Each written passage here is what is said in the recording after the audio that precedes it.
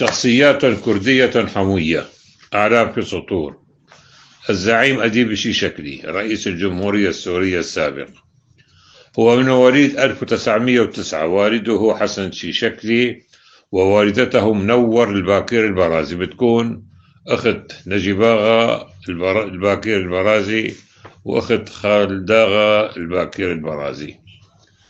تابع دراسته الابتدائية والإعدادية في حمام. التحق بالثانوية الزراعية بالسلمية بناء على رغبة والده الذي كان يعمل بالزراعة، حيث حصل على شهادة ثانوية زراعية عام 1927.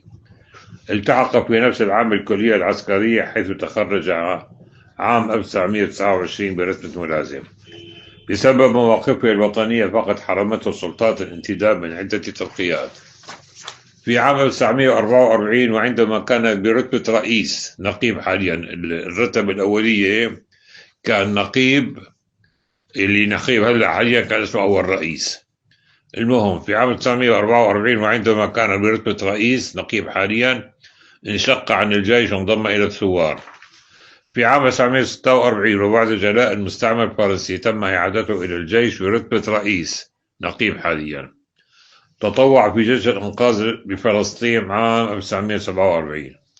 بعد أن تم احتساب كافة خدماته السابقة، فقد تمت ترقيته في الأول من كانون الثاني عام 49 إلى رتبة عقيد. حدث الانقلاب الأول في سوريا في 30 آذار 1949 بقيادة الزعيم حسني الزعيم. حدث الانقلاب الثاني في 14 آب 1949 بقيادة اللواء سامي الحناوي. بتاريخ 19 كانون الأول 1949 قام العقيد أديب الشيشكلي بالانقلاب الثالث، حيث قام بسجن الحناوي وبعض أركان حكمه ليطلق سراحهم بعد 9 أشهر، حيث توجهوا إلى بيروت. تم تسمية اللواء فوزي سلو.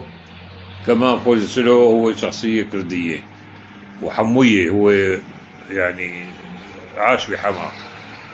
تم تسمية اللواء فوزي سلو رئيسا للجمهورية، وأصبح الشيشكلي نائبا لرئيس الأركان بعد ترفيعه لرتبة زعيم عميد حاليا، لكنه كان الحاكم الفعلي.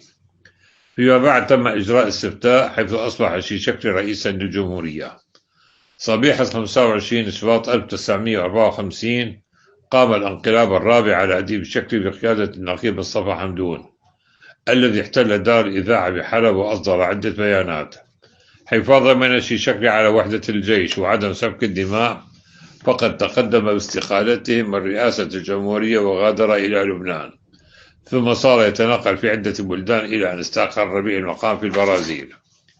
بتاريخ 27 أيلول 1964 ولعودته مساء من زيارة لأحد أصدقائه، فاجأه شاب يدعى نواف غزالي بإطلاق الرصاص عليه ليرديه قتيلا، وعبقوا أنه ثأر لجبل الدروز، أنه أيام حكم الشيشكلي صارت ثورة بجبل الدروز، مشاغبات، راح أديب الشيشكلي بعد قوة من الجيش أخمدته.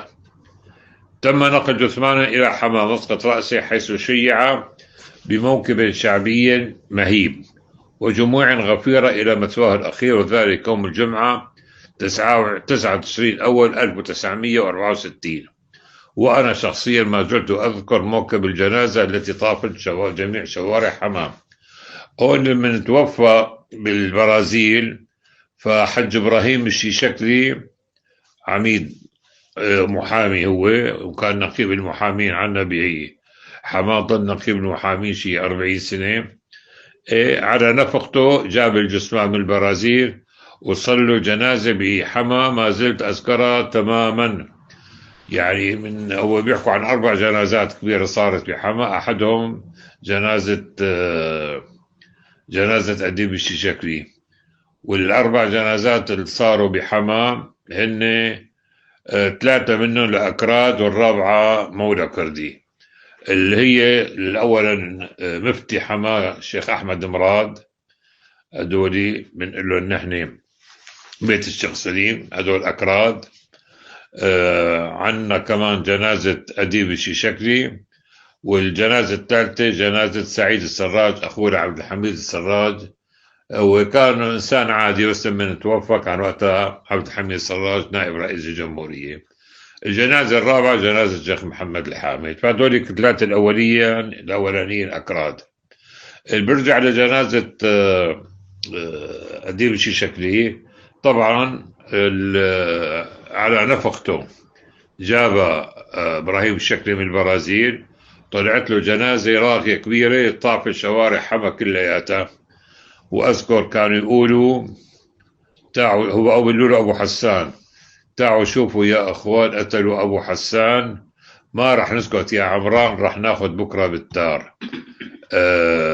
المهم مين هو محمد عمران؟ محمد عمران كان وقتها وزير الدفاع. اي نعم. بعدها تميزت فترة حكم شكلي بالاستقرار والازدهار، أذكر منها صدور قانون التنظيم الشؤون المالية وصدور قانون الإصلاح الزراعي. هون بدي وقف مشان موضوع قانون الإصلاح الزراعي. قانون الإصلاح الزراعي الأساسي تطور في عهد أديب الشكلي، بس ما كان تعدي على الملكية الخاصة، بل وإنما قام بتوزيع أراضي أملاك الدولة على الفلاحين، عكس قانون الإصلاح الزراعي اللي صدر أيام الوحدة اللامباركة عام 58 يلي صارت بين سوريا ومصر، لأنه قانون الوحدة كان تعدي صارخ على الملكية الفردية يلي أقرتها الأديان والشرائع السماوية والوضعية. وإجا قانون الإصلاح الزراعي أيام عبد الناصر بتشجيع ومتابعة من جماعة أكرم الحوراني يلي كان عندهم حقد لأبي المجال على الملاكين.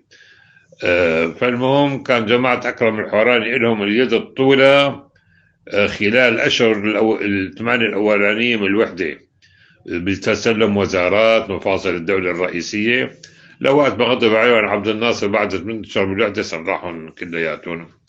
فكانوا هن وراء عبد الناصر بإصدار قانون إصلاح حتى هن يعني يأكدوا عليه.